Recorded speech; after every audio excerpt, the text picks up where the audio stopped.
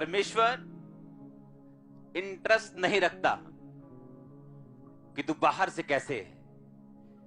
वो तेरे कपड़ों को बदलने के लिए नहीं, तेरे मन को बदलने के लिए आया। हालेलुया। क्योंकि मोस्टली लोग जब किसी रिलीजियस व्यक्ति को एक्सपेक्ट करते हैं और देखते हैं, वो चाहते हैं कि वो व्हाइट कपड़ों में हो, वो चाहते हैं कि वो रिलीजियस दिखता हो। पर बाइबल कहती है मनुष्य बाहर का रूप देखता है और यहोवा मनों को जांचता है। और यीशु मसीह ने कहा तुम बाहर से कैसे दिखते हो इसे परमेश्वर नहीं देखता, बल्कि तुम अंदर से कैसे हो। और उसने कहा कुचिंता, व्यभिचार, अशुद्धता, दुष्कामना, जेलसी, नफरत, ये तुम्हें अंदर से अशुद्ध करते हैं। मेरा विश्वास है कि आज जब वर्ड आप सुनेंगे ये आपको अंदर से शुद्ध करेगा। हीलिंग सिर्फ शरीर की नहीं, वो आपके परिवार की हो सकती है, आपके आपसी रिलेशनशिप्स की हो सकती है, आपके फाइनेंस की हो सकती है। इसीलिए बाइबल में जब हीलिंग का जिक्र आता है तो लिखा गिफ्ट ऑफ हीलिंग्स। हीलिंग नहीं, हीलिंग्स।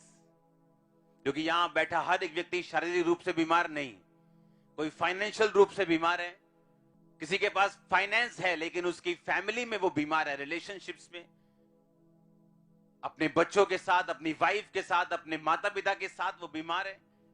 और इसीलिए जब वो व्यक्ति चर्च में आता है और बाइबल कहती है जितने लोग, जितने मृतक, जितने मरे हुए, जब वो प्रभु यीशु मसीह के वचनों को सुनेंगे वो जी उठेंगे। वो जहां भी मरे क्यों ना हो, वो आत्मा में मरे हों, वो फाइनेंस में मरे हों, वो परिवार में मरे हुए हों, मानसिकता में मरे हुए हों, परमेश्वर ने कहा वो जी उठेंगे। आज के दिन की सबसे बड़ी नीड, सबसे बड़ी जरूरत यह है कि आप ये चीजें लोगों को बताएं।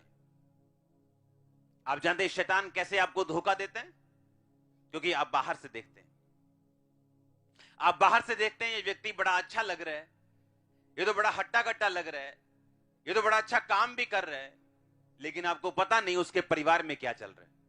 जिन लोगों के आप ऑटोग्राफ लेने के लिए लाइंस में खड़े होते हैं वो सुसाइड कर रहे हैं, जिनके आप पिछले देखते हैं वो सुसाइड कर रहे हैं, क्योंकि आपको मालूम नहीं उनके अंदर क्या चल रहा है। इसलिए अगर आप बोल्ड इनफ हो, अगर आप में इतनी ताकत और दलेरी हो कि आप लोगों का बाहरी रूप ना देखें और उनसे बात करें यीशु मसीह के बारे में, आपको मालूम होगा परमेश्वर क्या करना चाहता है आपके जरिए।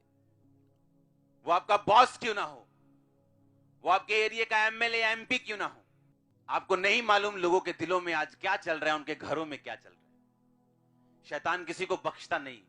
ऐसा नहीं कि वो अच्छे लोगों को छोड़ देता, बल्कि अच्छे लोगों को वो और पकड़ता है।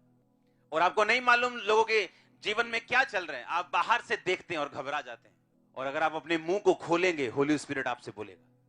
अगर आप अपने मुंह को खोलेंगे, कौन बोलेगा? पवित्र आत्मा बोलेगा।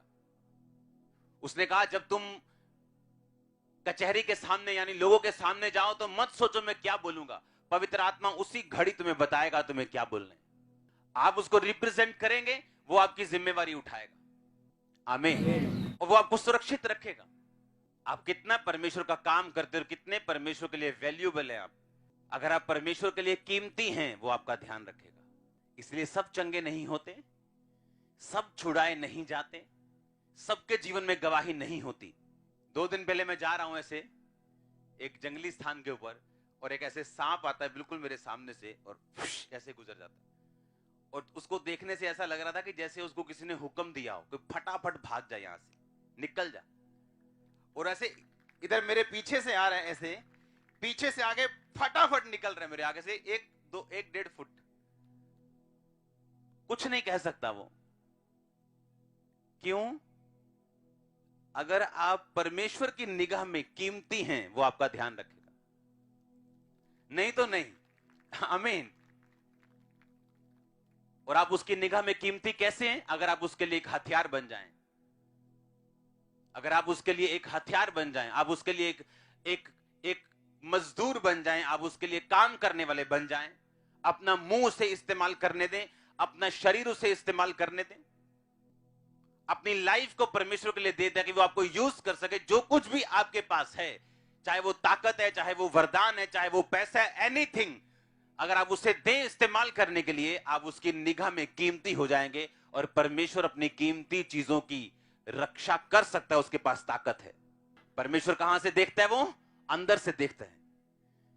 इसलिए डिजर्निंग ऑफ स्पिरिट, आत्माओं की परख एक वरदान है आपके पास। आप अगर गैर भाषा में बातें करें, परमेश्वर के साथ समय बिताएं, यह वरदान आपके अंदर से उज्जवल हो जाता है। जोर से बोलो हालेलुया।